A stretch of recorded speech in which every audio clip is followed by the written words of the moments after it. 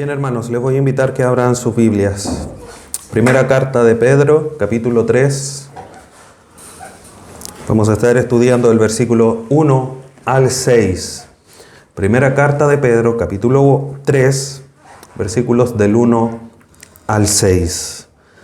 El título de la enseñanza de hoy: Esposas que esperan en Dios. Esposas que esperan en Dios. Primera carta de Pedro, capítulo 3, versículos del 1 al 6. Dice así la palabra de nuestro Dios. Asimismo vosotras, mujeres, estad sujetas a vuestros maridos, para que también los que no creen a la palabra sean ganados sin palabras por la conducta de sus esposas, considerando vuestra conducta casta y respetuosa. Vuestro atavío no sea el externo de peinados ostentosos, de adornos de oro, de vestidos lujosos, sino el interno, el del corazón, en el incorruptible ornato de un espíritu afable y apacible, que es de grande estima delante de Dios. Porque así también se ataviaban en otro tiempo aquellas santas mujeres que esperaban en Dios, estando sujetas a sus maridos. Como Sara obedecía a Abraham, llamándole Señor, de la cual vosotras habéis venido a ser hijas, si hacéis el bien sin temer ninguna amenaza. Esposas que esperan en Dios. Hermanos, al día de hoy tenemos y enfrentamos muchas ideologías respecto de lo que es la sexualidad y respecto de cómo son los roles tanto del hombre y la mujer. El famoso feminismo ha venido a establecer unos nuevos pensamientos junto con otras situaciones. Ya hay costumbres que se han establecido en algunas personas y que pueden llegar a cierta confusión. Y respecto a esto quiero que pongan atención en esta ilustración inicial para después ir a analizar lo que nos dice el texto que acabamos de leer. Dice así la ilustración. Con el fin de preparar a nuestro perro, Ralph, ponga atención, a nuestro perro Ralph, para que aprobara el examen final en la escuela de obediencia, mi marido Ed y yo nos lo llevamos un fin de semana a un campamento. Debido a una lluvia inesperada, me pasé la primera tarde recluida con el perro en la tienda de campaña, o en la carpa, donde practicamos las principales órdenes que le daba su entrenador. Ralph, siéntate. Estate quieto. Ralph, ven aquí.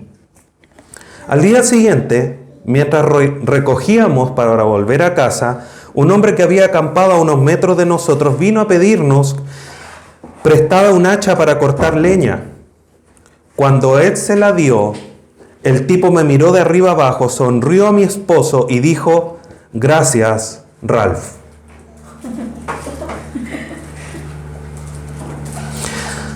Hermanos, esta historia, que puede parecer muy verídica, tiene mucho de eso, porque se generan confusiones.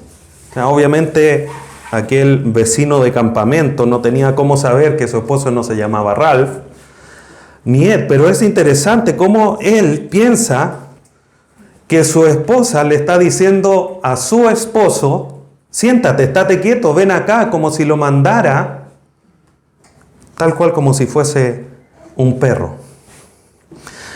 Mucho de lo que hoy día la ideología del feminismo quiere establecer es empoderar, en lo que ellos manifiestan, empoderar a las mujeres para que sea este el trato. No es el hombre el que manda, no es la labor que deben hacer, yo tengo que mandar, yo tengo que imponerme. Pero ¿qué dice la palabra de Dios? La palabra de Dios nos enseña otra cosa. Lo que la palabra de Dios nos enseña no tiene que ver con que es el hombre el que tiene que imponerse y mandar, sino que es otra la razón. Es otro el modelo que Dios ha establecido para el matrimonio. Y es importante que nosotros, hermanos, sepamos, aprendamos respecto de esto, porque no solamente tenemos que aplicarlo a nuestra vida, sino que tenemos que tener el conocimiento tal de poder defender nuestra fe frente a los ataques de las distintas ideologías, pensamientos, filosofías, como queramos llamarle, que el hombre está estableciendo al día de hoy. Pedro ha estado diciendo: sométanse a las instituciones humanas. Le ha dicho a los esclavos: sométanse a sus jefes.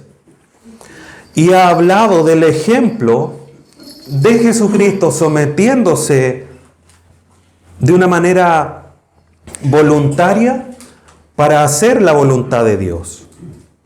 Y el testimonio que involucra que un creyente se involucre sometiéndose a las instituciones, a sus jefaturas, manifestando ese cambio que hay en su corazón. No siendo rebelde, no siendo altanero, no siendo soberbio, sino que siempre con humildad y sometimiento. Esa realidad también se aplica a la realidad de lo íntimo de la familia, como es el matrimonio. No hay más alta sabiduría, hermanos, que la de Dios para el matrimonio. Lo que hoy día se dice no es, primero, nuevo, y segundo, no es más sabio de lo que Dios ha dicho. Por muy lógico que eso nos pueda parecer al día de hoy. Porque ya no estamos en los tiempos antiguos ni en la época de las cavernas. Hoy día es otro el mundo, ¿sí? Pero la palabra de Dios es la que debe regirnos. Es ella la que tiene que iluminar incluso el trato que debe haber en nuestro hogar, en el matrimonio. Dios nos enseña el día de hoy, hermanos, cómo es que debe comportarse una esposa que espera en Dios. Una esposa que espera en Dios. Vamos al versículo 1. Parte diciendo Pedro: asimismo vosotras mujeres. Asimismo, esta palabra vincula lo que va a decir con lo anterior. ¿Qué ha dicho anteriormente? Sométanse a las instituciones, sométanse a su jefatura. ¿Por qué? Porque Cristo se sometió, mostró el camino del padecimiento como el camino que debe de transitar el creyente. Entonces, esos mismos antecedentes para la sumisión en la esfera pública, tanto de las instituciones humanas como a las jefaturas, se aplican a la sumisión que debe haber dentro de la familia. De manera específica, de las esposas en relación a sus esposos.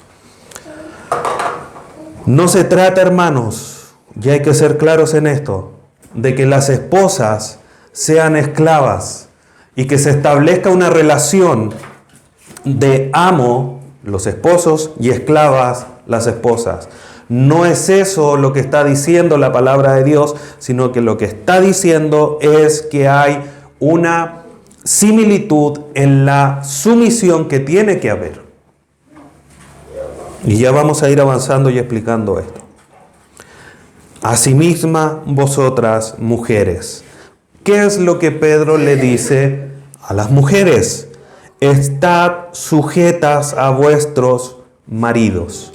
Sujetas, en el griego quiere decir tener la disposición a someterse de manera voluntaria. Yo me someto a mi esposo, no porque alguien me empuje, no porque no tengo otra. Yo, con sinceridad en mi corazón, me someto a mi esposo. Y aquí es necesario ir aclarando ciertas cosas, porque si el esposo es muy ocurrente y manda a la esposa a hacer algo que es pecado, ¿la esposa se debe someter a él?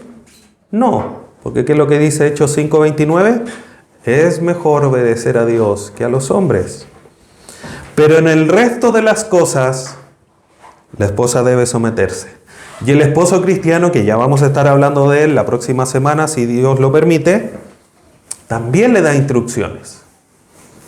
No nos llevamos, como se dice en buen chileno, pelado a esta situación. También hay indicaciones para nosotros. Entonces la esposa debe tener una inclinación voluntaria a someterse a su esposo.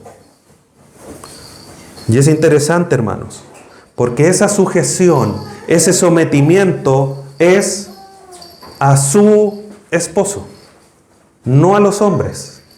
Porque muchas veces, al parecer, como que en general sucede como que los hombres tratan de mandar a las mujeres y el sometimiento de las mujeres es a sus esposos, no al resto.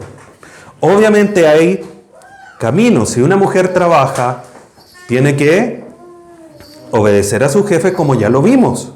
La mujer también tiene que someterse a las instituciones humanas, pero en el hogar ella tiene que someterse a su esposo. Ahora hay algo interesante y necesario de aclarar aquí, hermanos. Deje una marca ahí en Pedro y vamos a Génesis capítulo 1, donde inició la historia de la humanidad. Génesis capítulo 1, versículo 28.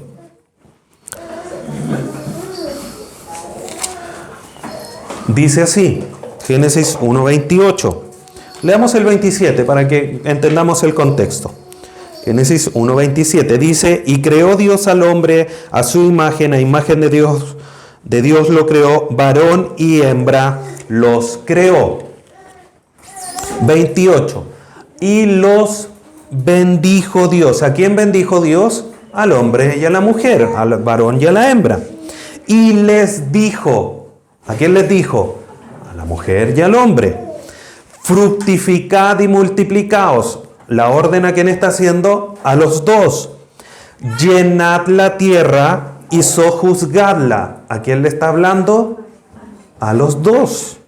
Y señoread en los peces del mar, en las aves de los cielos, en todas las bestias que se mueven sobre la tierra.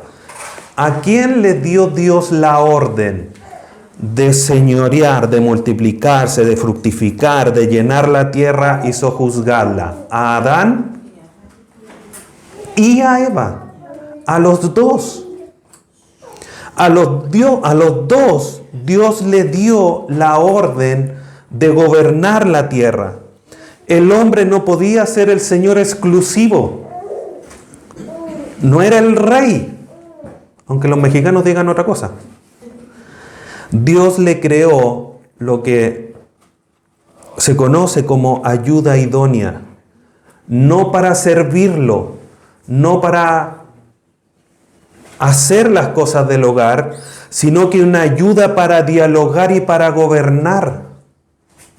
Porque entre los dos tenían que fructificar, multiplicarse, señorear sobre la tierra, sojuzgarla. Por lo tanto, Dios cuando creó a la mujer no le creó una ayuda en lo material solamente, sino que la creó una compañera de decisiones y de comunicación. Alguien que estuviera al lado de él, no bajo él. Ahora, sin lugar a duda, que la responsabilidad del hogar queda sobre el varón. Y él responde delante de Dios. Pregunta. Cuando Adán y Eva pecaron, ¿quién fue que cayó? Primero, Eva. Cuando Dios se acerca a ellos a consultarle qué había sucedido, por qué estaban escondidos, ¿a quién se acercó primero? A Adán. ¿Dios no sabía que había sido Eva la que había caído primero? Por supuesto que sí lo sabía. ¿Pero a quién le va a pedir la cuenta? A Adán. Porque él era el responsable.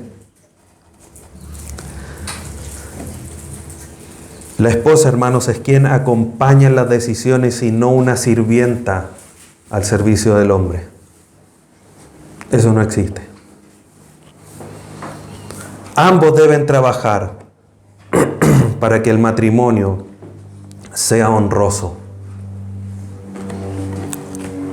Hebreos capítulo 13, versículo 4.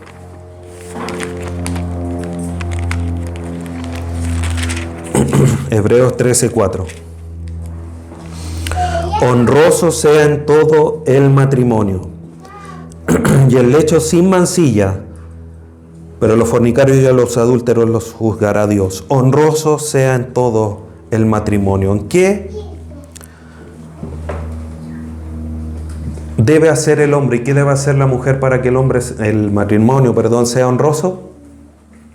Los dos tienen que trabajar, los dos tienen que hacer todo para que el matrimonio sea honroso. No es solamente responsabilidad del hombre, no es solamente responsabilidad de la mujer. Por lo tanto, hermanos, cuando nosotros miramos a lo que Dios ha establecido en la relación del hombre y la mujer en su matrimonio, la esposa debe sentirse bendecida de poder someterse en sujeción, en esa sujeción establecida por Dios. ¿Por qué? Porque eso la protege, eso la honra, eso le da un lugar de reconocimiento. Cuando el varón establece su rol también en el matrimonio, y esto es necesario de mencionar, cuando el hombre cumple con su rol, la mujer se siente protegida, se siente honrada, se siente con un lugar de reconocimiento, no pisoteada. No es necesario que venga y mande en el hogar para sentirse protegida, honrada y con reconocimiento. Dios ha establecido un modelo tan maravilloso que pone a la mujer en un lugar de relevancia. Siempre se acusa a Dios y a la Biblia de machismo. No, ¿cómo que la mujer se va a someter al hombre? Eso es de la época de los cavernarios, de la prehistoria. Pero nada está más lejos de esa acusación. La Biblia manifiesta un cuidado, una consideración, un respeto que obviamente se desconoce y que la Biblia es muy clara. Ya vamos a analizarlo, pero en el versículo 7 el mandato es a los hombres: cuídenla como vaso más frágil, como coheredera de la vida. Por lo tanto, este mandato, queridas hermanas, no es para menospreciarla, sino que es para darle el lugar que Dios ha establecido. Por lo tanto, no podemos nosotros decir, no, pero es que, porque solo al decir, pero es que, estamos dándole una cabida y diciendo que Dios no es tan sabio. Porque Dios ha establecido este modelo. Y nosotros varones debemos de procurar que este modelo en nuestro hogar también se cumpla, para honrar a Dios y para que nuestras esposas también tengan su lugar como Dios lo ha mandado. Este mandato, hermanos, de estar sujeta a vuestros maridos, a pesar de que parezca ilógico y poco moderno, es lo que Dios ha dispuesto. Y como dice David Byrd, dice: debe saber, dirigiéndose a las esposas, que aunque sea rechazada y despreciada por el mundo por querer someterse a su esposo, se está comportando de acuerdo con la conducta que siempre han practicado las grandes mujeres de Dios. Como el mismo Pedro, en los últimos versículos que ya leímos, pone de ejemplo a una de ellas. Ya vamos a llegar ahí. Asimismo, vosotras mujeres, estad sujetas a vuestros maridos. Esto tiene un propósito, como dice la última parte del versículo, para que también los que no creen a la palabra sean ganados sin palabras por la conducta de sus esposas. Entonces esta demanda tiene este propósito, de que estos rebeldes, estos duros de corazón, porque no creen en la palabra, no es que no la sepan, sino que no la creen, ya la han escuchado. Estos duros de corazón, a través del testimonio de ellas, lleguen al Evangelio. Sean ganados sin palabra. El testimonio, hermano, de las esposas puede tener una influencia potente en la vida de los que las rodean. La situación es difícil. Una esposa creyente y su esposo, alguien que rechaza la palabra. Pero a través de ese testimonio puede ganar aquel que rechazó la palabra sin palabras. Y esa conducta debe ser respetuosa, ejemplar, subordinándose a Dios, y eso va a impactar la vida de aquel que no cree en Dios. Ahora, hermanos, esto no es un permiso para no predicar el Evangelio. Porque muchas veces decimos, no, yo predico con el ejemplo. No, hermano, aquí hay un caso puntual, que a las esposas le está diciendo, si tu esposo ha rechazado la palabra, tú compórtate como es digno de Dios, sometiéndote a Él, para ganarlo a través de tu conducta, de tu testimonio. No es para toda la iglesia. La iglesia debe cumplir con la predicación del Evangelio a los demás. En este caso puntual, Dios le dice a las esposas, háganlo, gánenselo a través de sus actos, de sus hechos. Y esto nos manifiesta, hermanos, lo poderoso, la fuerza que tiene el Evangelio de transformar nuestras vidas. Debe impactar tan grandemente que debe sorprender a aquellos que nos ven, para que Dios sea glorificado y para que muchos también quizás puedan llegar al Evangelio. Pero nosotros no podemos resguardarnos en nuestro testimonio, en nuestro comportamiento para predicar, sino que Dios lo puede utilizar en nuestro trabajo, que nosotros mantengamos, por ejemplo, un buen testimonio. No sé si a ustedes les ha pasado, pero en mi caso sí, en mi trabajo hay otros compañeros que dicen abiertamente que son creyentes. Por misericordia de Dios, en conversaciones me han dicho, oye, pero ¿por qué ellos no son como tú? Me parece que no fueran creyentes. Gente que no es creyente haciendo esa comparación. Y es por eso que uno tiene que poner mucho cuidado con las acciones. Pero eso no me libra de la responsabilidad de llegar a mis compañeros de trabajo y decirles la verdad de la palabra de Dios. Versículo 2. Considerando vuestra conducta casta y respetuosa. Y esta es la conducta que debe mantener la esposa. Una conducta casta, pura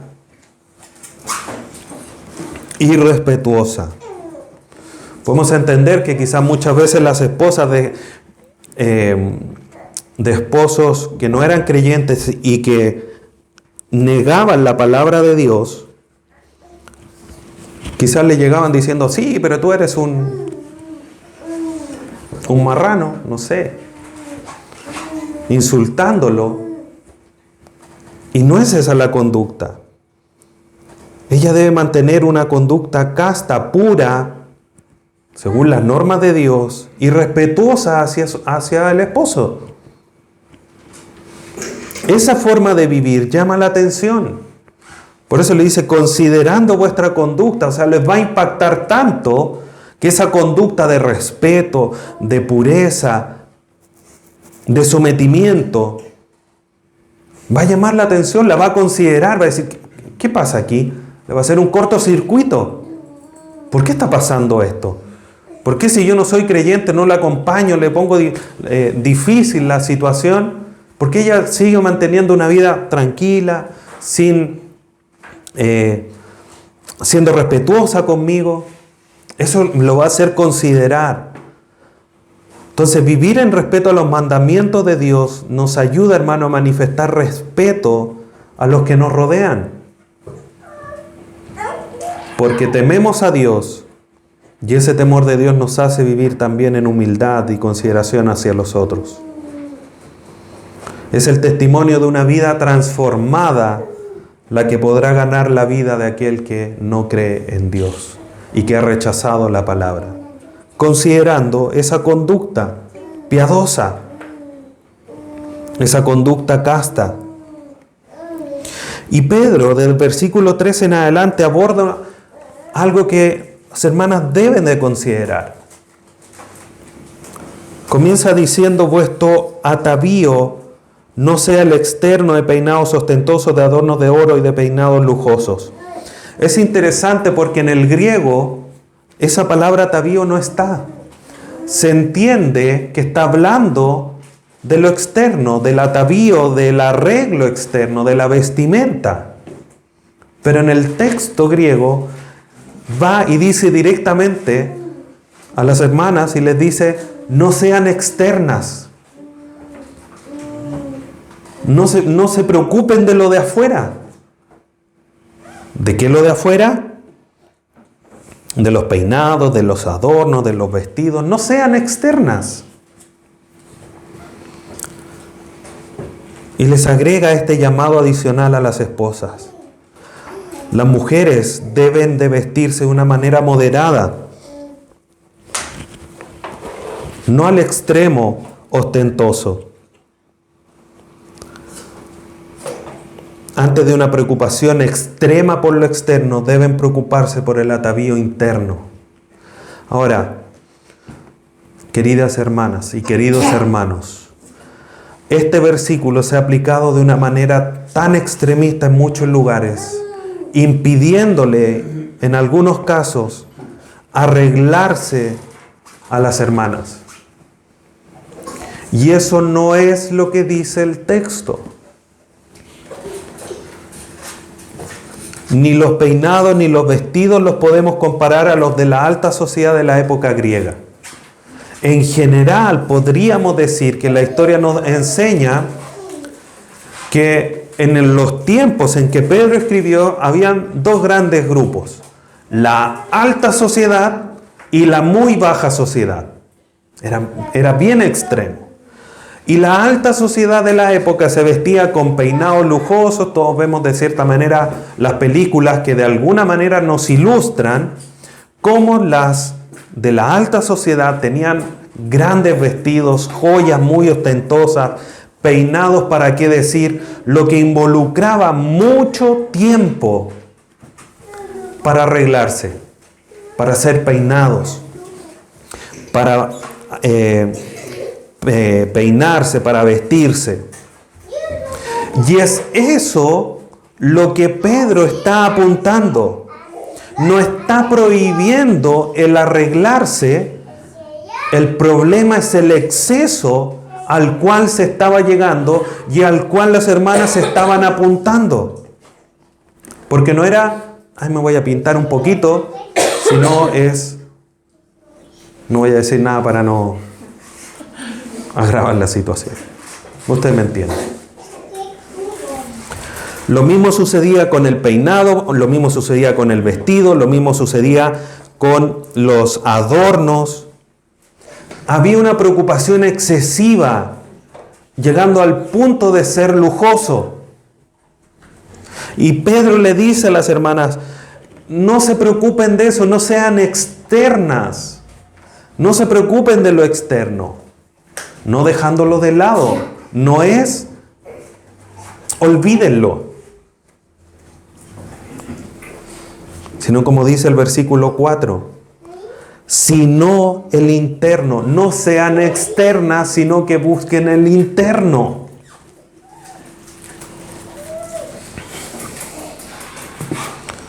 Y este es el contraste. Sino el interno, el de un corazón, el incorruptible ornato de un espíritu afable y apacible, que es de grande estima delante de Dios. Y este es, hermanos, el atavío que debe caracterizar a las hijas de Dios. No los peinados, no los vestidos, no los adornos, sino que el atavío interno, sin descuidar el externo. Pero es mucho más esencial el interno. Segunda carta a los Corintios, capítulo 4, versículo 16.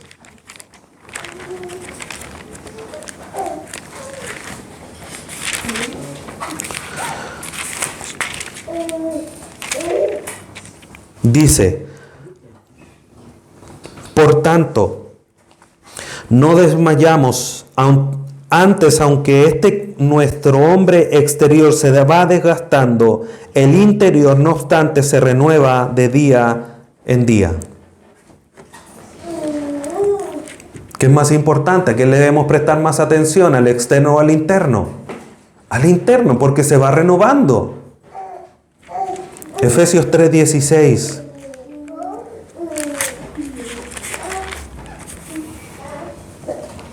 Para que os dé, conforme a las riquezas de su gloria, el ser fortalecidos con poder en el hombre interior por su espíritu. Y podríamos sumar ahí Efesios 4, cuando habla despojados del viejo hombre y revestidos del nuevo, hecho conforme a la justicia y la verdad, hablando del hombre interior. Por lo tanto, la preocupación tiene que ser en el interno. De otra manera, podríamos entender lo que las hermanas se estaban preocupando tanto de lo externo que estaban descuidando lo interno. Por eso le tiene que decir: ustedes con sus esposos sean respetuosas, sean castas, tengan esa conducta con sus esposos. A lo mejor andaban muy bien vestidas, pero al pobre marido incrédulo, quizás cómo lo trataban. Podríamos, no lo dice el texto, pero podríamos, porque es esa la instrucción que Pedro les está entregando. Debían de buscar el atavío interno, el del corazón, ese que es cambiado por el Evangelio. Proverbios 15:13 dice: el corazón alegre hermosea el rostro, mas por el dolor del corazón el espíritu se abate. ¿Quieres tener un espíritu hermoso? Alegra tu corazón. ¿Cómo alegro mi corazón? Ataviándote en lo interno, buscando las promesas de Dios, buscando esa fortaleza que da Dios a través de su espíritu al hombre interior, como dice Efesios 3:16. Tenía que buscar ese atavío interno, el del corazón, el que es sustentado por el espíritu. Mateo 12:34. El Señor Jesús le dice: generación de víboras, ¿cómo podéis hablar lo bueno siendo malos? Porque de la abundancia del corazón habla la boca. Cuando un corazón es cambiado por el Espíritu, hermanos, habla de la abundancia que hay. Ya no habla de las cosas terrenas, sino que de las cosas espirituales. Por eso Pedro le dice: busquen el interno, el del corazón, en el incorruptible ornato de un espíritu afable y apacible. Ese atavío interno está sustentado por la obra del Espíritu Santo. Por eso es incorruptible, no como el externo, que yo voy a una cena muy bonito, se me queda un poco de comida y hasta ahí llegó lo ostensible del vestido. Paso por una rama, me despeina y hasta ahí llegó las horas de peinado. Corruptible. Pero el interno es incorruptible porque está hecho por el Espíritu de Dios. Es incorruptible porque no pasa de moda. ¿Quién se viste como las mujeres de hace 2000 años atrás? No. Pero el mismo atavío que debían las santas mujeres, como Abraham, que ya vamos a revisar, sigue siendo el mismo atavío que las hermanas deben de tener al día de hoy. Por lo tanto, ese atavío interno no pasa de moda, es eterno, ni se diluye según los pensamientos o tendencias de la moda. Sigue siendo de grande estima delante de Dios. Este testimonio, como le dice, tiene que ser de un espíritu afable. O sea, sean cariñosas, sean afectivas. Sean apacibles, o sea, busquen la paz, luchen por ella, no anden buscando el boche, la pelea. Sean cariñosas. Este atavío, hermanos, es de grande estima delante de Dios. ¿Por qué? Primer libro de Samuel, capítulo 16.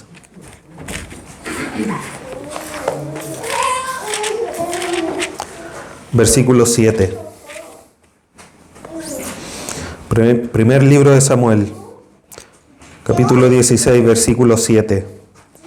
Y Jehová respondió a Samuel: no mires a su parecer ni a lo grande de su estatura, porque yo lo desecho.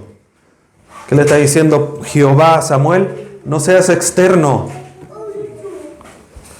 Porque Jehová no mira lo que mira el hombre, pues el hombre mira lo que está delante de sus ojos, pero Jehová mira el corazón.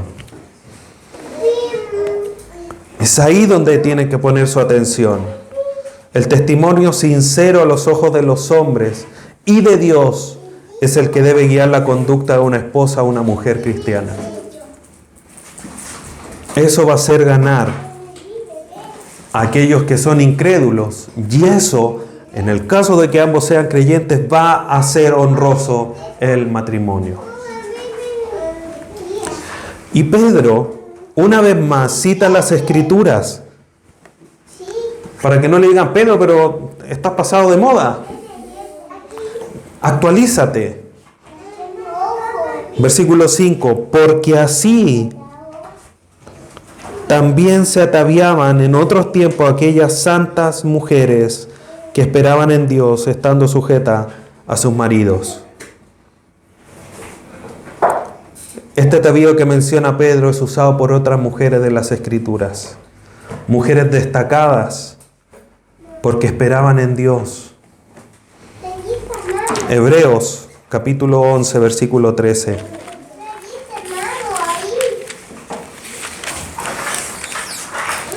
Hebreos 11, 13. Dice: conforme a la fe, murieron todos ellos sin haber recibido lo prometido, sino mirando de lejos y creyéndolo y saludándolo y confesando que eran extranjeros y peregrinos sobre la tierra. Esperando en Dios. Sara, a quien vamos a revisar, nunca recibió, obviamente vio cumplida la promesa de Dios. ¿Pero vio a Dios? ¿Vio cumplida la mayor promesa de Dios? No, pero esperó en Dios. Esperó, se cumplió una de las promesas que tuvo. Pero otras tantas murieron sin haber recibido lo prometido en cuanto a la promesa del Salvador. Pero esperaban en Dios.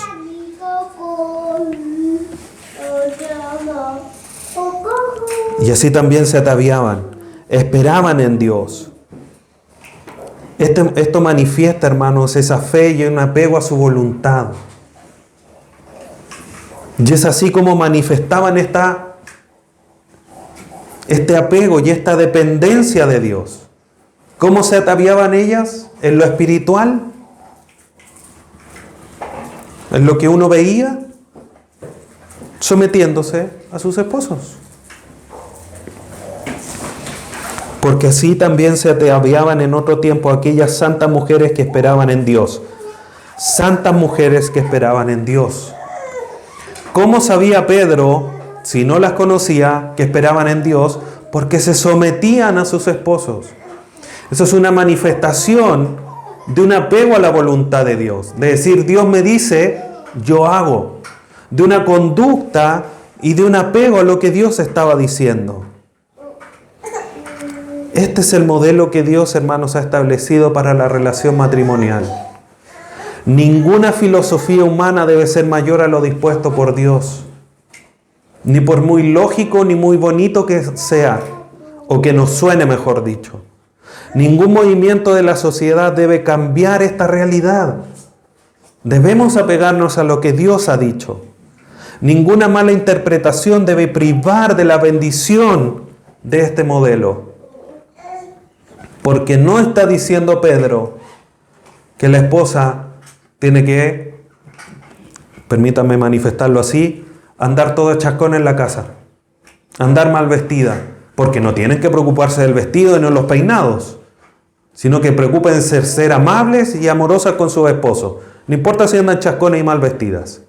No es eso lo que dice el texto. Preocúpense más de lo interno que de lo externo, pero sin dejarlo de lado. Eso va a manifestar un apego, una espera en Dios. Y Pedro va aún más allá y le entrega un ejemplo concreto, versículo 6. Como Sara obedecía a Abraham, llamándole Señor, de la cual vosotras habéis venido a ser hijas, si hacéis el bien, sin temer ninguna amenaza. Y aquí tenemos a Sara, la esposa de Abraham. ¿Quién es Abraham? El padre de la fe. Así lo conocemos. Sara manifestaba su sometimiento a Dios como llamando a su esposo Señor. Pedro no está diciendo que las esposas el día de hoy tienen que decirle Señor a sus esposos. Está poniendo el ejemplo de cómo Sara se sometía y manifestaba ese sometimiento a Dios y a su esposo diciéndole Señor a Abraham. Por lo tanto, no tenemos que entender que aquí, pero es que mira, Sara le decía Señor a Abraham, casi una esclava. No. Lo decía con un sentido de respeto y reconocimiento a lo que Dios había establecido, al modelo que Dios había dado. Y esa es la subordinación que Dios quiere, de la cual ha dejado ejemplo. Sara fue salva y justificada por Dios al igual que Abraham, porque depositó la fe en Dios. Y ese es el vínculo de los creyentes en la fe. Por eso Pedro relaciona a las mujeres así como todos los demás. Somos hijos de Abraham porque somos hijos de la fe, porque él fue el primero, uno de los primeros que manifestó la más grande fe hacia Dios. Y por eso se habla de la simiente de Abraham, porque somos de él, porque espiritualmente tenemos esta relación, este vínculo con Abraham. Así las mujeres que se someten a la voluntad de Dios, como el primer testimonio de sometimiento, pasan a ser producto de esa fe, hijas de Sara. Entonces, cuando vivimos, hermanos, a la voluntad de Dios, obviamente primero somos hijos de Dios. Por la fe nos vinculamos con Abraham o con Sara en el caso de las hermanas. Pero cuando vivimos a la luz de la voluntad de Dios, hermanos, podemos vivir tranquilamente y vivir sin temor a ninguna amenaza. Como decía al inicio, ¿de qué las van a tachar? Dicen, no, yo me voy a someter a mi esposo. Oye, ¿por qué no te vistes distinto? No, es que mi esposo prefiere que me vista así. Oye, pero ¿cómo? Tu esposo, un cavernícola. Pero no deben de temer. Al someterse a la voluntad de Dios, no deben de temer mal alguno. No deben de temer ninguna amenaza, porque están viviendo conforme a la voluntad de Dios. Entonces, aunque vengan los tsunamis, vengan los terremotos de las ideologías de género en contra de la palabra de Dios, si tú estás sujeta a ella, vas a estar segura. Por lo tanto, queridas hermanas, algunas preguntas para meditar.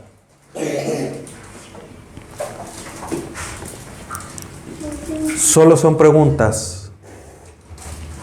Yo no sé cuánto te demoras frente al espejo en la mañana, pero es para meditar.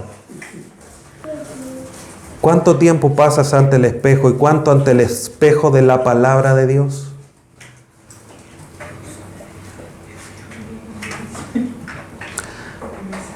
¿Eres tan concienzuda en el momento de maquillarte espiritualmente como en el de arreglarte físicamente?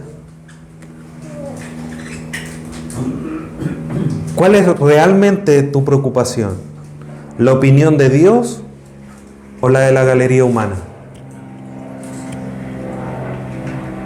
¿Cuánto dinero malgastas cada mes en ropas, cosméticos, peluquerías u otros que podría dedicar a financiar la obra del Señor o ayudar a quienes padecen necesidad? No digo, hermanos, que no se puedan, o hermanas, comprar ni cambiar ropa, ni comprar cosméticos, ni ir a la peluquería. Pero ¿a quién le estás dedicando más tiempo y más preocupación? Hoy el mandato de Dios es vivir sujetas a sus maridos. Como decía, aunque el tsunami del feminismo ataque a la mente y a la palabra de Dios, vive para Dios, sin temor a lo que digan de ti. Y así glorifica a Dios en tu vida. Glorifiquemos así a Dios en el matrimonio. Esposos, nosotros tenemos mucho que hacer también. Y ya vamos a ver lo que nos dice Dios a nosotros. Pero este es el modelo que Dios ha establecido. Por lo tanto, hermanas, esposas, glorifiquen a Dios. Hermanas, solteras, viudas o de alguna otra condición, aférrense a la palabra de Dios. Porque quizás no pueden aplicar esto a su vida personal, pero si lo saben, pueden defender la fe a las cuales ustedes también están aferradas. Y así presentar defensa de por qué creemos que la mujer tiene un lugar, un espacio seguro, un espacio de consideración en un matrimonio como Dios lo ha establecido. Que Dios nos ayude, hermanos, a todos nosotros a vivir en esta dirección para glorificar a Dios. Y nosotros, queridos hermanos, esposos, futuros esposos, ayudemos a nuestras esposas para que esperen en Dios también. Que Dios sea glorificado en nuestros matrimonios y fortalecidos. Invito a que incline su rostro y vamos a orar para concluir. Padre bendito, te damos gracias en esta mañana. Gracias por tu palabra, por esta palabra eterna, maravillosa y poderosa que ilumina nuestro caminar. Aún en medio de filosofías que quieren destruirla, sigue firme, poderosa y sin pasar de moda. Por eso te rogamos que tú nos ayudes para poder siempre mantenernos arraigados a ella, firmes sobre la roca de la eternidad, tu palabra, el Señor Jesús, para soportar los ataques, las tormentas de un mundo en decadencia. Ayúdanos a vivir en consecuencia a tu palabra. Las esposas para glorificar, los esposos para ayudar a nuestras esposas para que también glorifiquen a Dios en el rol que Él les ha dado. Te damos gracias en esta mañana por tu palabra. Te bendecimos a través de tu Hijo Jesús, nuestro Salvador. Amén.